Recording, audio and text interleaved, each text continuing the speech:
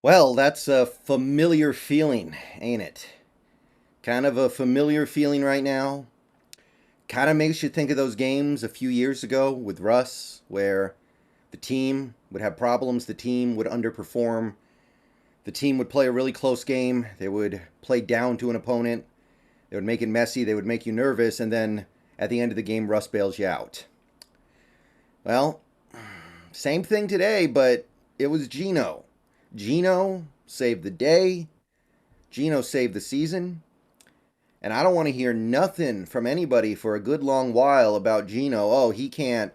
Oh, he's not getting it done at the end of these close games. He's not leading these come from behind game winning drives at the end of the fourth quarter. Geno can't do this. I better not hear nothing after that one.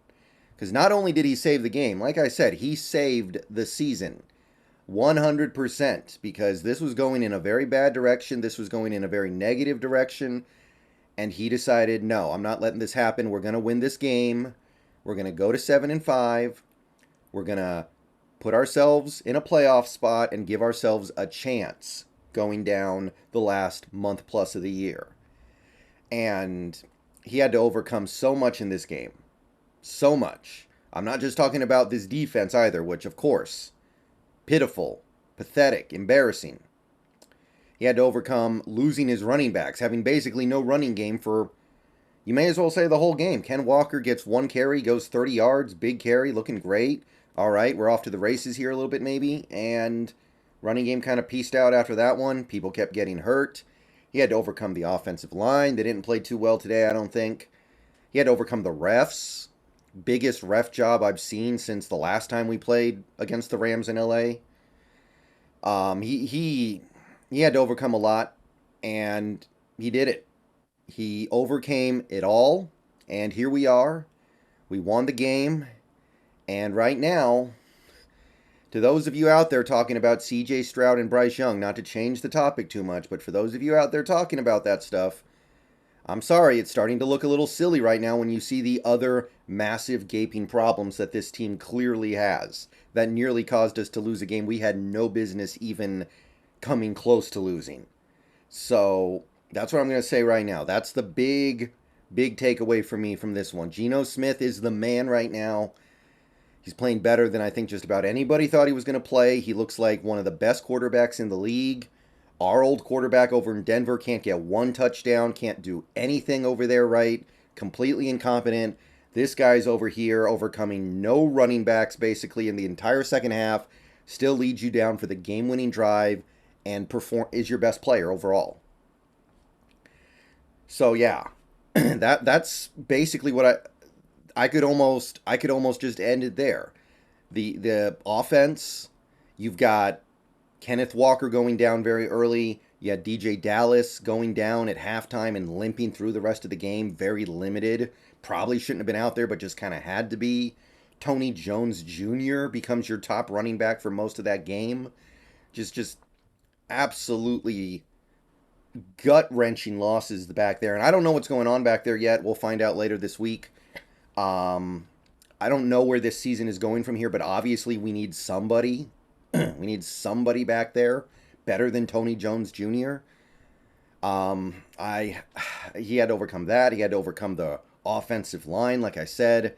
I don't know what's going on up there. They looked like they got a little manhandled up front, which I mean, that shouldn't be happening, right? There's no Aaron Donald. There's no Von Miller. There's not even a Sean Robinson. Like, I don't really get it. Like, you had that one play right before the half where Charles Cross just gets bullied. He's got the block squared up. He just misses it. He had to overcome, like Austin Blythe missing a routine block on a tight end screen where if he hits it, Disley's in the end zone, putting the game away early in the fourth. He had to like I said, officials giving Bobby the worst interception I've ever seen in my life. Apparently, the ball is still live when DJ Dallas's entire body is down on the ground, or Tony Jones, or whoever that was. I don't know because I'm so mad. So annoyed by that one, by the way. So glad it ended up not mattering. So glad we ended up winning this game anyway because you would see a very different Seahawks Brendan Nelson right now if that cost us the game. I'm not saying he did everything perfectly, of course. The fumble was his fault. There were a couple plays where he let the play clock get down to 1, which you don't want to ever do. We had to waste a timeout in the first half because of that. That was not okay. That was not cool. We didn't like that. Yes, he threw maybe 1 or 2 turnover-worthy plays, but he was the only thing keeping us afloat. And at the end of the game, when we had to have it, he made play after play after play. So I got to spend as much time as I can just talking about that. We had 3 false starts from our offensive line, playing in LA in front of that maybe the least hostile crowd in NFL history. And you can't find a way to settle your offense down enough to not pick up those ridiculous penalties. So, Geno, there's not really a dollar amount that's too high right now for him. And if this keeps up the rest of the way, just be prepared for the big contract because I believe it's coming. And I believe that right now he deserves it. What else can you say? He had to overcome so much. Just a ridiculous amount of nonsense in this game. Shout out to the receivers, obviously. Lockett was awesome. Lockett, maybe best game of the year. Metcalf, best game of the year easily. Monster games from both guys. Metcalf picked up a weak personal foul penalty on Ramsey. Didn't end up hurting us at all, but to me, that's weak. To me, that was garbage. To me, that's something they should just let him play on, so I'm not mad at him for that. I'm so happy for him getting that touchdown to win the game on Ramsey's face. That felt great. That felt amazing. The tight ends involved. Noah Fant had a nice little game. Disley had a couple catches. Colby had that early catch. Again, all 3 tight ends get involved and good things start to happen. So, shout out to Geno and those pass catchers. They carried us today. Geno on many plays had to overcome a leaky offensive line, and there was maybe one play where there was a blitzer pre-snap that he didn't pick up, but for the most part, players just not executing on that front. Players just not getting into the right position to block. Like I said, there were some plays where it looked like we just got physically bullied. There were actually some plays today where I kind of thought to myself, I wonder if that flu that was floating around the VMAC is having an effect on the way this team is playing, because we just kind of got physically manhandled on some of those snaps. And I was looking at that one play, for instance, where Cross gave up the sack on 1st and 10 right before the end of the half, and I was thinking to myself, he just kind of got bullied back into Geno there. That's not like Cross. Cross makes mistakes, but I'm not used to him getting completely bullied like that by a no-name. That wasn't Aaron Donald. That wasn't Von Miller. That wasn't even Leonard Floyd. That was somebody I had never even heard of until today. So I looked at that and I kind of thought to myself, I wonder if the flu is bugging him. Maybe the flu was still bugging Damian Lewis. I thought he missed a couple blocks out there. He had a couple ugly plays in run blocking. So for Geno Smith, he even got hurt at one point in this game. The strip sack, I think he got hurt. He didn't miss any plays, but I do think he got hurt. I do think he went down. And there was a point where I thought maybe Drew Lock was actually going to go in there. So he is the king of Seattle right now. And I don't want to hear anything from anybody about how this guy can't go win the game at the end. This guy makes too many mistakes. All right, you're going to make the occasional mistake when you've got no run. We're not even talking about no running game. He didn't just have no running game. He had no running backs. This was like one of those college offenses for most of this game, where like, oh, we're just going 5 wide every play. So shout out to Tony Jones Jr. for hanging in there. I know he didn't play a great game or anything. I know he didn't do that much, but he hung in there. He almost got concussed in this game. Fought back, at least hung around, and I'm appreciative of it. So shout out to him. And yeah, that's the positive. That's the bright side, right? Because this defense, I mean, okay, shout out to Uchenna Nwosu. Shout out to Uchenna. Shout out to Tariq Woolen. Another good game for him. Both those guys did their thing.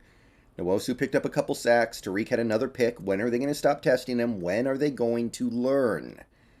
Apparently not this week. So those guys, flowers. The rest, I guess I can say, as the game went on, we started to get a little more pressure on the quarterback. It wasn't completely toothless. We were able to get a little bit of QB pressure there at the end. But goddamn, I you got John Wolford in this game. You know he doesn't stay in the pocket. You know he likes to roll out. He likes to do those bootleg play actions. And half these plays, it looks like you were completely blindsided, like it's Tom Brady out there running a naked bootleg, and you're so shocked. Like, oh my God, that guy never does that. That guy's a pure pocket. No, it's John Wolford. 4th and 2, game on the line, chance to basically put the game away at midfield. John Wolford runs outside, and there's nobody there. Bruce Irvin gets completely sucked into the middle of the play, and Wolford gets a free, what was it, like 14 yards on 4th and 2. How do you not know that that's probably going to be the play? That's what John Wolford does. That's his thing. His thing is certainly not throwing the ball. So there were multiple plays today where it just felt like we were completely shocked. We were just our minds were blown that John Wolford's bootlegging it out.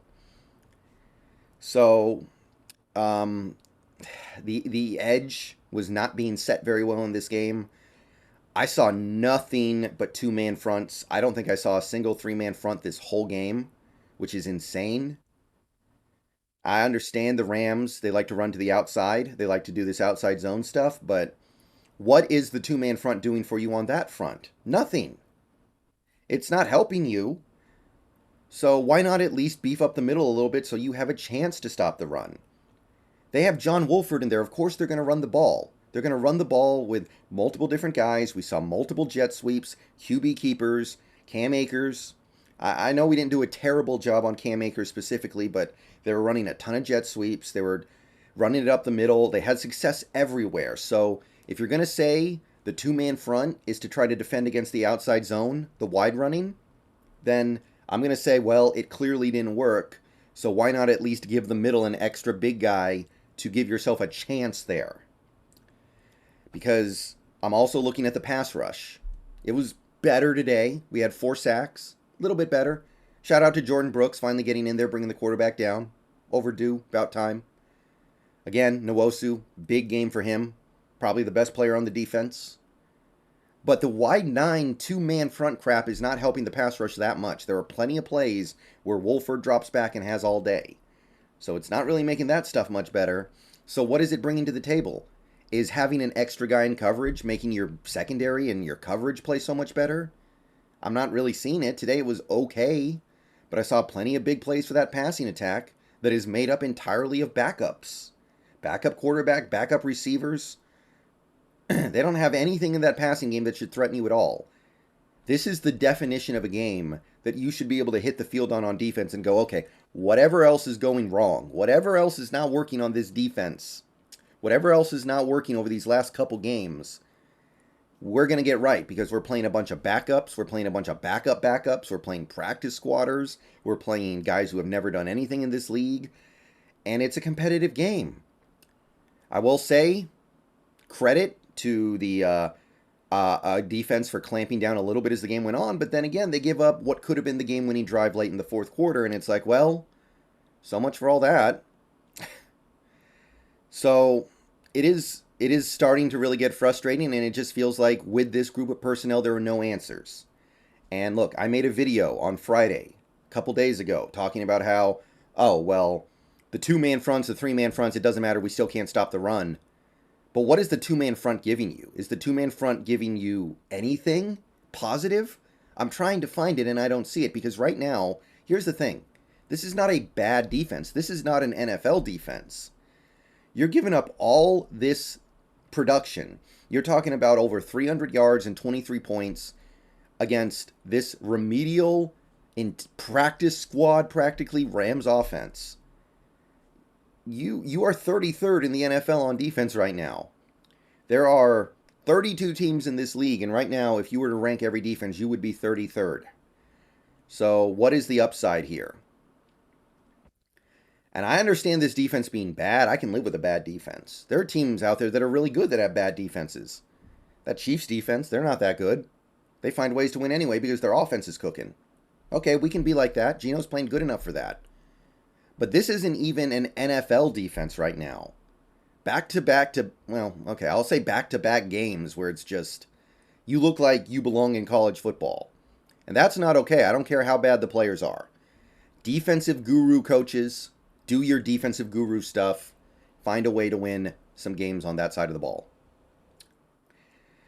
And I will concede this game was rigged. NFL and the referees did everything they could to hand the game to LA. The ridiculous Bobby interception, one of the worst calls I've ever seen. I hope every single referee working this game gets fired tomorrow and can't find further employment. Like, just complete incompetency, a complete joke. I don't even know where to start with some of the ridiculous crap. The neutral zone infraction on Bruce Irvin when he only moved because Higbee moved. Just the absolute nonsense in this game from the officials. So, I will say we had to overcome that. We had to play the Rams and the refs, and we beat both teams. So, shout out to the team for that. But even if you take that out of the equation, this is not the kind of game that is going to instill a ton of confidence down the stretch. And it is getting annoying. It is definitely getting annoying because, look, obviously they played over their heads, but this defense was the best in the league for a month. We went from worst in the league to best in the league. Now we're worst in the league again. That's not supposed to happen. The NFL is not a big randomizer. We don't have to cut our whole roster every week and bring in brand new players every single game. This is the same group. All right, this is the same unit that stopped the run against Saquon Barkley. They stopped the run against James Conner and Kyler Murray. They stopped the run against Austin Eckler, and now they can't beat the Rams' backups with this terrible run-blocking offensive line. I know they had Brian Allen back today. Makes it a little bit better, but it doesn't matter.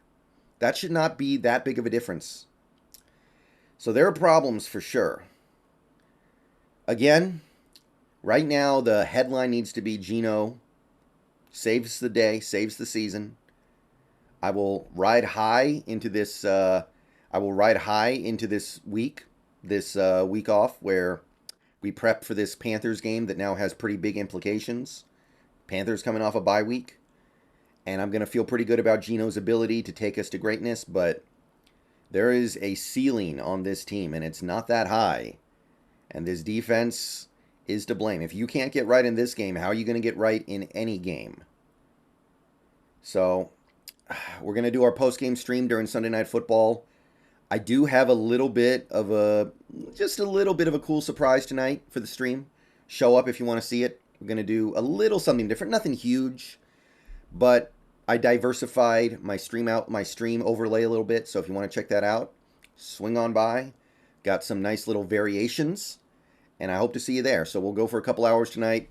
Seahawks win. Some great stuff on offense, but some bad stuff on defense.